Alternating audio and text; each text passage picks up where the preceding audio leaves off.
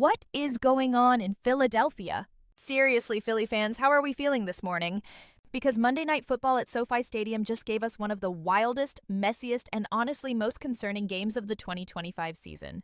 The Eagles and the Chargers both walked into this game at 8-4. Both teams fighting for playoff positioning, but they are walking out in two completely different directions.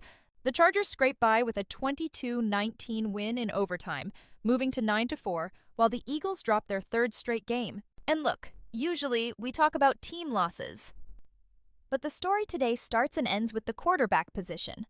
We saw a career high in turnovers for Jalen Hurts, 5 of them. 4 interceptions and a lost fumble. It was chaotic.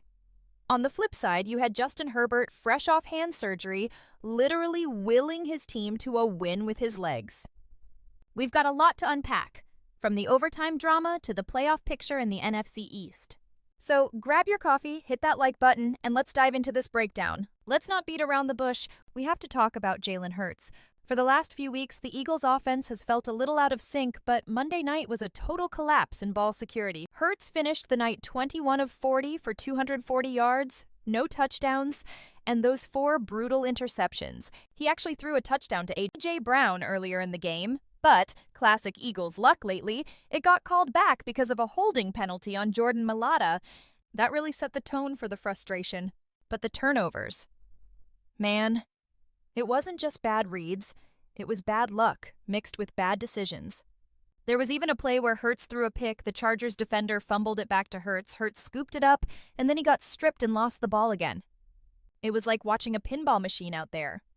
When your quarterback gives the ball away 5 times, you are not supposed to be in the game. The fact that this went to overtime is a miracle in itself, but it's the final turnover that's going to haunt this team all week. Let's fast forward to overtime. The Chargers had already kicked a field goal. We'll talk about Cameron Dicker, the kicker, in a second. So the Eagles are down 22-19. They have the ball. A field goal ties it, a touchdown wins it. They actually caught a massive break on this drive. 4th and 4, the game is on the line, and Odafe Oweh gets called for a neutral zone infraction. That gave the Eagles a fresh set of downs. That felt like the moment the momentum shifted, right? But then, 1st and 10 at the Chargers' 17-yard line. They are in the red zone. Hurts runs a play action to Saquon Barkley. He rolls out to his right. He's trying to find Jahan Dotson near the goal line to end the game. But the rookie, Cam Hart, who already had a pick earlier in the game, makes an incredible play. He lays out fully horizontal and tips the pass. And who is there to clean it up? The veteran, Tony Jefferson. He tracks the floating ball, secures the catch, taps the feet, and stays in bounds. Ball game. That play right there is the microcosm of the Eagles' last 3 weeks. Close, but just too many mistakes to close the deal. Now, we have to give credit to Los Angeles, specifically Justin Herbert. Keep in mind, Herbert had surgery on his left hand 7 days ago. 7 days, and he's out there taking snaps against a ferocious Eagles pass rush. Statistically, Herbert wasn't lighting it up through the air. He was 12 of 26 for 139 yards. The Eagles' defense actually did a great job bottling up the passing lanes, but Herbert beat them with his legs. He led the team in rushing with 66 yards on 10 carries. On that final drive in regulation, when they needed to get into field goal range to force OT, Herbert scrambled for 26 crucial yards. That is pure heart. And we can't forget the MVP of the night for LA, Cameron Dicker. He went 5 for 5 on field goals, including a 54-yarder in overtime that ended up being the game winner. In a game dominated by defense and turnovers, having a kicker who is automatic is the ultimate luxury. Also, shout out to Kamani Vidal on the Chargers. He had that massive 60-yard catch and run on the opening drive that set up their only touchdown. A pass to Omarion Hampton. It's good to see Hampton back in the end zone after that ankle injury back in Week 5. Is there any good news for Philly? Actually, yes. The defense played their hearts out. They kept the Eagles in this game despite the offense giving the ball away 5 times.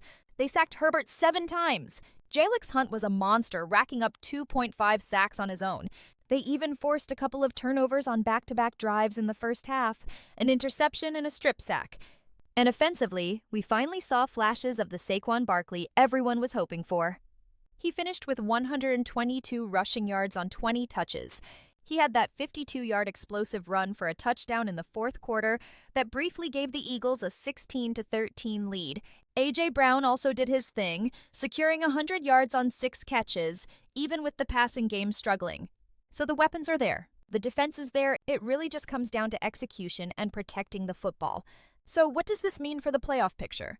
The Chargers moved to 9-4. They are heating up at the perfect time, and they needed this win because their schedule does not get easier. Next week, they face their bitter rivals, the Kansas City Chiefs. The Chiefs are 6-7 and desperate, so that AFC West matchup is going to be a bloodbath.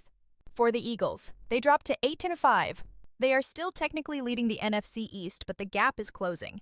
Losing 3 straight games in December is a recipe for disaster. The vibe in Philadelphia is going to be tense this week. They have a get-right game next week hosting the Las Vegas Raiders. If they can't win that one at home, it might be time to hit the panic button. I want to hear from you guys in the comments. Is this Jalen Hurts' performance a blip on the radar, or is something wrong with the Eagles' offense? And Chargers fans, how confident are you feeling with Herbert playing this tough? Let me know down below. Don't forget to subscribe for more NFL breakdowns as we head toward the playoffs. I'll see you in the next one.